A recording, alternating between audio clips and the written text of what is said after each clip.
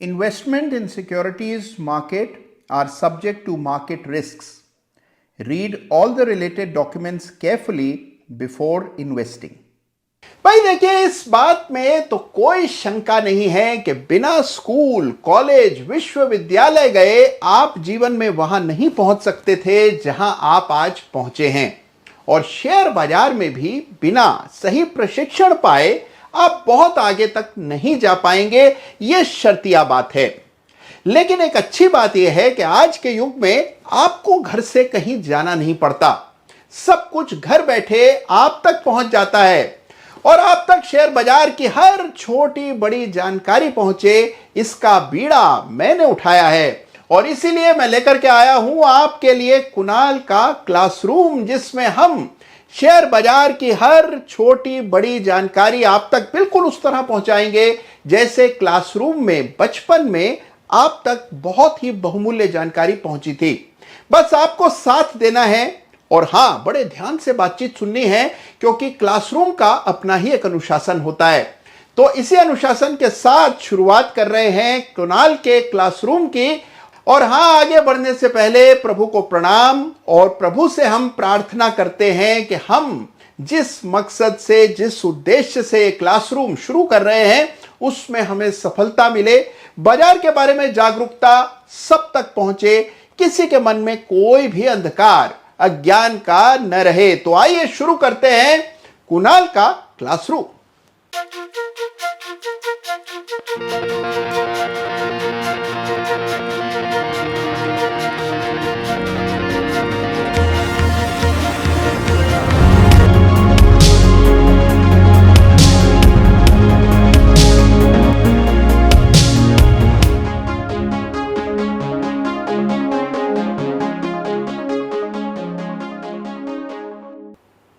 नमस्कार, जय श्री राम। मुझे यकीन है आपको बिल्कुल वही फीलिंग आ रही होगी जो फीलिंग पहले दिन स्कूल जाते हुए या पहले दिन कॉलेज जाते हुए आई होगी। आज से शुरू हो रहा है एक बिल्कुल नया अध्याय आपकी ट्रेनिंग का, आपके जीवन का। मैं चाहता हूं कि शेयर बाजार का हर कॉन्सेप्ट आपको पता हो, और वो भी बिल्कुल उसी तरह जिस तरह वो सारे कॉन्सेप्ट्स आपको पता हैं जो आपने स्कूल में, कॉलेज में, यूनिवर्सिटी में सीखे हैं। बिल्कुल बुनियादी बातचीत से कुणाल के क्लासरूम में एक एक करके हर विषय की हम चर्चा करेंगे। कोई भी विषय ऐसा नहीं है जिसकी चर्चा यहां नहीं हो सकती। हर विषय पर बात करेंगे, बाजार के लिए पूरी तरह से तैयार होंगे। वो छोटी बड़ी बातें जो कि आमतौर पर हम अनदेखा कर देते हैं, इग्नोर कर देते हैं, उन तमाम चीजों के बारे में व्यवहारिक ज्ञान आपको इस क्लासरूम से मिलेगा। क्या होता है आईपीओ, क्या होता है शेयर, क्या होता है टेक्निकल एनालिसिस, कैसे देखा जाता है फंडामेंटल एनालिसिस, आरओसी क्या है, आरओई क्या है, ये तमाम चीजें जो हम दिन रात सुनते हैं लेकिन ठीक ठीक पता नहीं होती हैं। आधा अधूरा ज्ञान तो लगभग सभी के पास आज के युग में है, लेकिन पूरा मुकम्मल पुख्ता ज्ञान मिलेगा कुणाल की क्लासरूम में। और इसकी शुरुआत आज होने जा रही है, तो कमर कस लीजिए, तैयार हो जाइए। अब शुरू होने वाला है आज का क्लासरूम सेशन। और हां देखिए, यह सेशन पूरी तरह से लाइव है, यानी इस सेशन की जान है हमारे स्टूडेंट्स। और क्लासरूम क्या है वो, जिसमें स्टूडेंट्स ना हो। तो इसलिए मान करके चलिए कि आप भी इस क्लासरूम में जुड़े हैं, और जो सवाल आपके मन में आता है वो लगातार दागते रहिए, क्योंकि आपके सवालों से ही इस क्लासरूम की दिशा तय होगी। हम तब तक उसी गति से चलेंगे जिस गति से सारे स्टूडेंट्स चल रहे हैं, क्योंकि सभी को साथ लेकर के चलना जरूरी है। तो आइए शुरू करते हैं क्लासरूम, और बिल्कुल बुनियादी बातों से आज के क्लासरूम का आगाज करेंगे। धीरे धीरे करके बड़े ही जटिल कॉन्सेप्ट्स तक पहुंच जाएंगे। उन विषयों पर बात करेंगे जो विषय काफी मुश्किल दिखाई देते हैं लेकिन असल में बहुत आसान होते हैं। मिसाल के तौर पर ऑप्शन ग्रीक्स, इसकी भी चर्चा आगे चलकर इस क्लासरूम में होगी। तो अगर नियमित आप ये क्लासरूम अटेंड करते हैं तो मेरा एक दावा है, दावा यह है कि शेयर बाजार से जुड़ा हर छोटा मोटा कॉन्सेप्ट आपको ठीक से पता होगा, आपका एनालिसिस बेहतर होगा, बाजार को लेकर आपकी समझ बेहतर होगी। ये वो नॉलेज है जो आपको कहीं और नहीं मिलेगा, कम से कम इस तरह संगठित रूप से शायद ही मिले। देखिए, ये जो क्लासरूम है ये सभी के लिए खुली है। आप चाहे हाउसवाइफ हो, चाहे आप प्रोफेशनल हो, बाजार में बरसों हो गए हो आपको, या बाजार में बिल्कुल नया नया प्रवेश किया हो आपने, ये क्लासरूम सबके लिए खुला है। जो लोग ये सोचते हैं कि हमें तो बाजार में इतने साल हो गए, हमें ये छोटी मोटी चीजों में भला क्या दिलचस्पी, तो याद रखिए कि बड़े से बड़े निवेशक, पुराने से पुराने निवेशक भी कई बार छोटी छोटी चीजों में मात खा जाते हैं। और आपको पूरा ज्ञान हो, काम का ज्ञान हो, इसीलिए ये क्लासरूम मैंने शुरू किया है। तो आपको इसमें बढ़ चढ़ कर हिस्सा लेना है, एक अच्छे स्टूडेंट की तरह टीचर की बात सुननी है, वरना पड़ेगी डांट। और हां, एक चीज और याद रखिए, यहां पर किसी भी प्रकार का प्रश्न पूछने पर कोई रोक टोक नहीं है। सब्जेक्ट से जुड़ा कोई भी प्रश्न आपके दिमाग में आए तो तुरंत दाग दीजिए, और उसकी चर्चा हम लोग करेंगे क्लासरूम में जैसे ही मौका लगेगा। तो शुरुआत करते हैं आज के क्लासरूम को एक बहुत ही इंपॉर्टेंट विषय के साथ। तो पहले एपिसोड की शुरुआत करते हैं। तो आइए चर्चा शुरू करते हैं शेयर बाजार की। और शेयर बाजार की जब आप चर्चा शुरू करते हैं तो सबसे पहली चीज जो आपके जहन में आती है, जिसके जरिए लाखों लोग अपने शेयर बाजार की जर्नी हर साल शुरू करते हैं, वो चीज है आईपीओ। जी हां, आईपीओ में आप सभी ने कभी ना कभी हिस्सा जरूर लिया होगा। हिस्सा न लिया हो तो आईपीओ की धूम आप तक जरूर पहुंची होगी। आपने कोई ना कोई विज्ञापन देखा होगा कि फला फला कंपनी इस तारीख को इतने हजार इक्विटी शेयर इस कीमत पर जनता को देना चाहती है, और उसको कहते हैं इनिशियल पब्लिक ऑफरिंग, यानी कि आईपीओ। और आईपीओ देखिए भारत में बिल्कुल होलसेल में आते हुए नजर आ रहे हैं। अभी गए वर्ष ही कई सारे आईपीओज आए, यानी कि हर महीने लगभग 5-6 नए आईपीओज आए, और ये आईपीओज को जबरदस्त रिस्पांस मिला। जनता बड़े पैमाने पर इन आईपीओ में पैसा लगाने लगी है। तो आज सबसे पहले क्लासरूम में समझेंगे कि भला ये आईपीओ क्या बला है, क्यों कंपनियों को आईपीओ लाना पड़ता है, और आईपीओ के पेच क्या हैं। देखिए, आईपीओ भी उतना आसान नहीं है जितना कि आपको दिखता है। यह भी पूरा एक प्रोसेस है, और इससे भी जुड़े कई सारे ऐसे विषय हैं जिनके बारे में यकीनन आपका ज्ञान कम होगा। तो आइए पूरा ज्ञान करते हैं, यानी कि बात को मुकम्मल करते हैं। शुरुआत करते हैं आईपीओ से। तो सबसे पहले समझ लीजिए कि आईपीओ का मतलब है इनिशियल पब्लिक ऑफरिंग, और ये जो आईपीओज हैं ये किसी भी उस कंपनी को लाना पड़ता है जो बाजार में प्रवेश कर रहा हो। देखिए, कंपनियां कभी भी शेयर बाजार को ध्यान में रखकर शुरू नहीं होती हैं। कंपनियां तो कारोबार हैं, व्यापार है, बिजनेस है, जो कि भारत में बरसों से, सदियों से होता रहा है। देखिए, जितना एंटरप्रेन्योरल भारत के लोग हैं, शायद ही विश्व में कोई और समुदाय आपको ऐसा दिखे। भारत में लोग काम करना चाहते हैं, बिजनेस करना चाहते हैं, व्यापार करना चाहते हैं। ये हमारे कल्चर का हिस्सा है। इसीलिए हमारे यहाँ एंटरप्रेन्योरशिप जिस तरह से फैल रही है, शायद ही विश्व में कहीं हो। अब एक मिसाल आपको देता हूं। धीरू भाई अंबानी के बारे में हम सब जानते हैं। एक जमाने में धीरू भाई अंबानी यमन में एक पेट्रोल पंप में काम किया करते थे, और वहां से उन्होंने अपनी एंटरप्रेन्योरल जर्नी शुरू की, और इतनी बड़ी कंपनी रिलायंस इंडस्ट्रीज की स्थापना की। हजारों लाखों लोगों को उन्होंने रोजगार दिया, और सैकड़ों शेयर बाजार के लोगों को करोड़ों रुपया कमा करके दिया। तो शुरुआत किसी भी व्यापार कारोबार की छोटी होती है।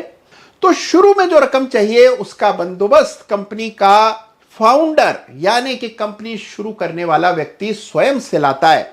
लेकिन जैसे जैसे कंपनी का विस्तार होता है, पैसे की जरूरत आन पड़ती है। अगर पैसा ना हो तो विस्तार पर भी रोक लग जाती है, और पैसा आता है अलग अलग सोर्सेस से।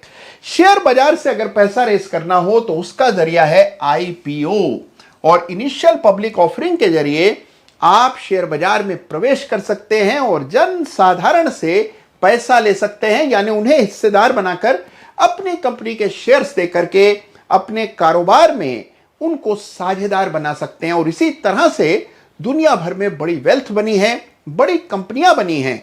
तो इसको पूरी तरह विस्तार से समझेंगे कि इसके पीछे की सोच क्या है, क्यों आईपीओ लाना कंपनी के लिए फायदेमंद होता है और कई बार बड़ा नुकसानदेह भी होता है। तो आईपीओस की पूरी महिमा आइए जानते हैं। तो अब आइए समझते हैं कि आईपीओ कैसे आते हैं और आईपीओ लाने से पहले कंपनी क्या सोचती है, उसका मैनेजमेंट क्या सोचता है। और ये मैं आपको बिल्कुल एक रियल लाइफ एग्जांपल के जरिए बताने वाला हूं, क्योंकि एक मेरे बड़े ही घनिष्ठ मित्र हैं। कुछ साल पहले उनकी कंपनी लिस्ट हुई और लिस्टिंग से पहले वो बड़े ही कंफ्यूजन में थे, बड़े ही परेशान थे कि करें आईपीओ या ना करें। क्योंकि देखिए, आईपीओ करना कंपनी के लिए कोई बहुत क्लीन चॉइस नहीं होती है, काफी मुश्किल फैसला होता है। आईपीओ कर लेने के फायदे और नुकसान क्या हैं, आइए समझते हैं कि प्रमोटर क्या सोचता है आईपीओ लाने से पहले। तो आईपीओ लाने के यूं तो बहुत सारे फायदे और वजह होती हैं। मिसाल के तौर पर एक बड़ी वजह आईपीओ लाने की यह है कि कंपनी हमेशा चाहती है कि किसी बड़े निवेशक को एग्जिट मिल जाए। मिसाल के तौर पर अगर आपकी कंपनी में किसी वीसी या प्राइवेट इक्विटी इन्वेस्टर का बड़ा निवेश है, तो उनकी यह शर्त होती है पैसा देने से पहले कि हम पैसा तभी देंगे जब आप इतने टाइम पीरियड में एक आईपीओ लेकर के आएंगे। कई सारी कंपनियां हाल फिलहाल में ऐसी लिस्ट हुई हैं जिनमें प्राइवेट इक्विटी इन्वेस्टर को एग्जिट देने के लिए आईपीओ लाना पड़ा है। तो आईपीओ कई बार इस वजह से आता है कि निवेशक निकलना चाहते हैं। आईपीओ लाने की एक बड़ी वजह यह होती है कि जैसा भारत में अक्सर होता है कि सारी कंपनीज फैमिली ओन्ड होती हैं।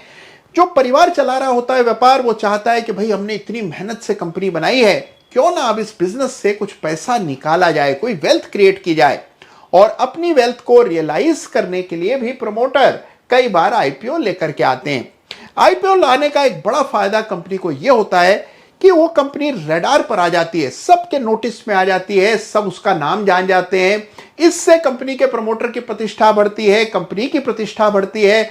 अगर कोई लिस्टेड एंटिटी किसी दूसरी कंपनी से कोई कारोबार करती है तो लोगों का विश्वास ज्यादा होता है कि आखिरकार कंपनी लिस्टेड है, एक्सचेंजेस पर ट्रेड होती है, तो उस कंपनी का रुतबा, उस कंपनी का स्थान, उसका सम्मान बढ़ जाता है।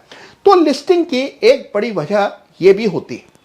फिर देखिए, आज के जमाने में लिस्टिंग करने की एक और बड़ी वजह है ईसॉप्स। जी हां, हर प्रमोटर चाहता है कि जो कंपनी में काम कर रहे लोग हैं, जिन्होंने कंपनी बनाने में इतना योगदान दिया है, उनको भी रिवॉर्ड किया जाए। रिवॉर्ड करने का आज के आधुनिक युग में एक बहुत बड़ा तरीका है कि कंपनी के एम्प्लॉयज को कुछ स्टॉक्स दिए जाएं, शेयर्स दिए जाएं। अब वो तो तभी मुमकिन है जब आपकी कंपनी लिस्टेड होगी। तो इस वजह से लिस्टिंग कराने की एक बड़ी वजह यह होती है कि ईसॉप के जरिए आप अपने एम्प्लॉयज को रिवॉर्ड करना चाहते हैं। और ये विशेष रूप से टेक्नोलॉजी बिजनेसेस में, यानी आईटी इत्यादि बिजनेसेस में, ये एक बड़ी वजह होती है लिस्टिंग की। इसके अलावा देखिए, कई सारी और वजहें। मान लीजिए आपकी कंपनी लिस्टेड है, लिस्टिंग के बाद आपको कोई दूसरी कंपनी नजर आती है जिसको आप खरीदना चाहते हैं। देखिए, आज के युग में एक कंपनी अपने से छोटी कंपनी को खरीदने का प्रयास करती रहती है और इसको हम कहते हैं मर्जर या एक्विजिशन। जब आप एक्विजिशन के लिए बाहर निकलते हैं और आपकी कंपनी लिस्टेड नहीं है, तो आपको आमतौर पर पैसा देकर, यानी कि कैश देकर के ही दूसरी कंपनी खरीदनी पड़ती है। लेकिन यदि आपकी कंपनी लिस्टेड है तो आप अपने शेयर के बदले भी उस कंपनी को खरीद सकते हैं। अक्सर आपने सुना होगा कि इन दो कंपनियों का विलय हो रहा है और ये डील जो है, इसमें शेयर का एक स्वैप रेशो निकल करके आएगा। ये सब तब संभव है जब आपकी कंपनी भी लिस्टेड हो। तो एक लिस्टेड कंपनी बड़ी आसानी से दूसरी कंपनी के साथ डील बना सकती है और ये कंपनी के प्रमोटर और कंपनी के हित में होता है। तो इसीलिए कंपनियां चाहती हैं कि वो लिस्ट हो जाएं। तो लिस्टिंग के और भी बड़े सारे फायदे हैं, जैसे वैल्यू अनलॉकिंग हो जाती है। फिर देखिए, प्रोसेस सारा प्रॉपर हो जाता है। देखिए, जैसे ही आप लिस्टिंग कराते हैं, आप पूरी तरह से, हर तरह से आपका हर प्रोसेस, आप क्या कर रहे हैं, कितना मुनाफा कमाते हैं, आपका ऑडिटर कौन है, आपकी कंपनी का सीएफओ कौन है, ये तमाम जानकारी पब्लिक डोमेन में हो जाती है। और ऐसा होने से आप पर निगरानी बढ़ जाती है। इसके कारण कॉर्पोरेट गवर्नेंस सुधर जाती है। अब ये शब्द जो है कॉर्पोरेट गवर्नेंस का, आप दिन रात सुनते होंगे, लेकिन इसके मायने हम सीखेंगे क्लासरूम में। कॉर्पोरेट गवर्नेंस में भारी सुधार होता है, आपकी कंपनी प्रोफेशनल हो जाती है, ज्यादा विश्वसनीय हो जाती है। तो ये सारे फायदे हैं लिस्टिंग के और इसीलिए कंपनियां इतनी मेहनत करके लिस्टिंग करवाती हैं।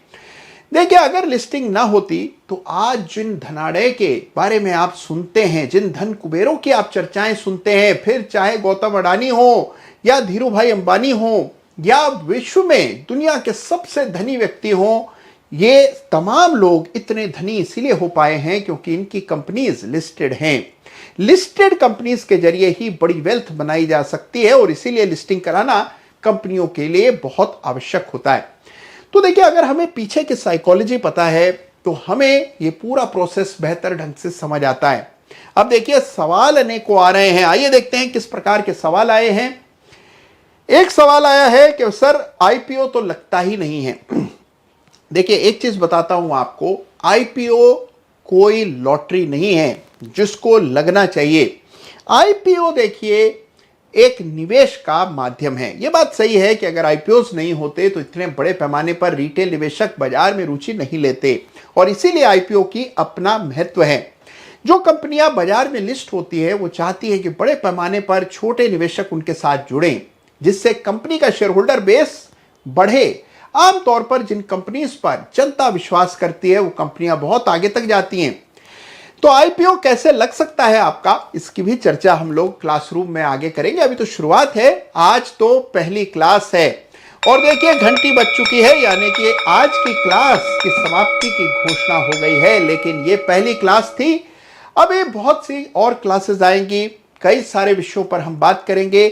आईपीओ की भी सारी तह खोल देंगे जिससे आपको ठीक से पता हो कि आईपीओ का प्रोसेस क्या है, कैसे आईपीओ आता है और क्या कॉन्सेप्ट है। इसके बाद फिर ऑप्शंस पर आएंगे, फ्यूचर्स पर बात करेंगे, शेयर्स की चर्चा करेंगे, टेक्निकल और फंडामेंटल एनालिसिस की बात करेंगे। तो जो कुछ भी बाजार से जुड़ा है वो कुणाल के क्लासरूम में चर्चा में आएगा।